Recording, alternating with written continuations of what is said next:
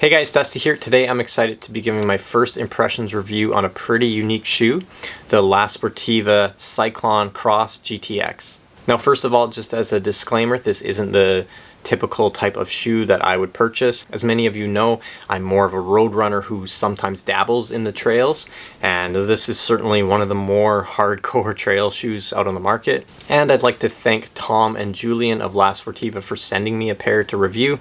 Like always, all opinions are my own. I'm not getting paid to make this video. I was just provided the product, and the product itself, there's a lot going on, so let's go over some of the stats and features of this shoe. So first of all, you'll notice that this shoe has a bootie or gaiter. So the gaiter itself is water resistant, and then the rest of the shoe is waterproof or Gore-Tex. This shoe is really easy to get on with this zipper and pull tab. And then when you undo the zipper, you'll notice that there's no laces. Some of you might have already noticed there's a BOA tab on the outside. And I believe this is the first shoe that I've ever ran in that features a BOA lacing system. And I gotta say, I totally loved it. It was very easy to get a very nice lockdown in this shoe. And one of the huge perks about this shoe is a lot of you will be wearing this in the cold winter months. Your hands will be cold, or you'll be wearing big gloves or mitts. And putting this shoe on, taking it off, and loosening and tightening it is very easy to do with this BOA lacing system. Now in terms of sizing, I did go up half a size. I'm usually a men's 8.5. However, in this shoe I went up to a men's size 9. And I believe that's pretty common among other Sportiva running shoes, and I would say in terms of width it fit average to maybe slightly narrow. However, the lockdown on the shoe was fabulous, and I think a lot of that has to do with this BOA lacing system. Now the midsole in the Cyklon, you're looking at a stack height of 28 millimeters in the rear, 20 millimeters in the forefoot for a heel to toe drop of 8 millimeters. That's actually a lower stack height than I thought this shoe was going to have. I think the photos of this shoe before I received it just kind of fooled me a little bit. I thought this pattern here on the top was actually part of the midsole, but once you get the shoe in person, it's just this very bottom layer that's actually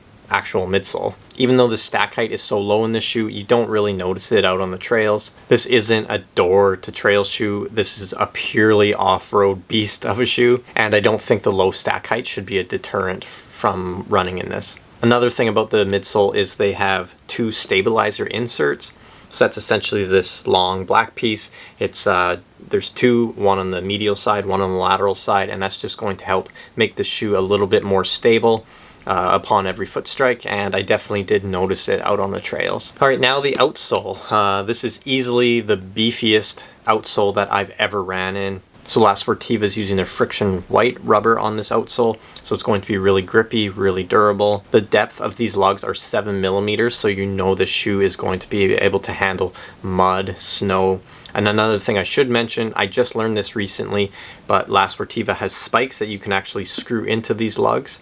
So if you're someone who is running and you have a really cold winter, you're going to have lots of ice, you can actually make this shoe anti-slip by screwing those spikes into the outsole. Now I'll get into my actual first impressions on this shoe, and one thing I will mention is, remember, this is my first impressions review, not my full review.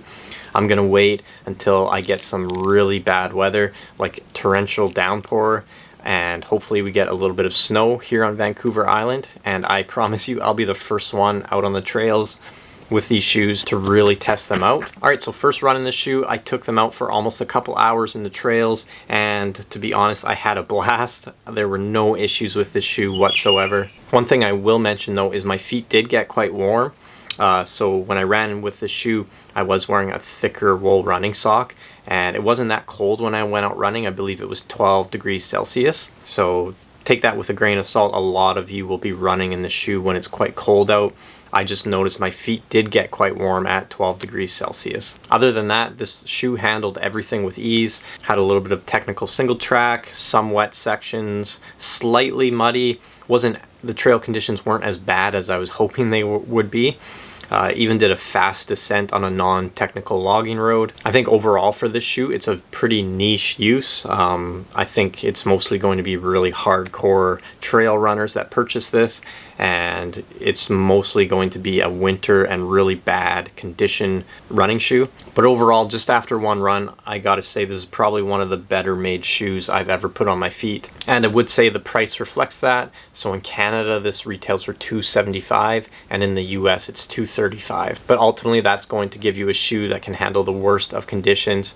It's going to be waterproof, has the gaiter, has a BOA lacing system, has the option of being anti-slip on ice if you screw the spikes into the outsole. And yeah, you're gonna have to wait till I get some bad weather to see my full review. And if you have any questions about this shoe, just leave your comments down below and I'll be sure to get back to you.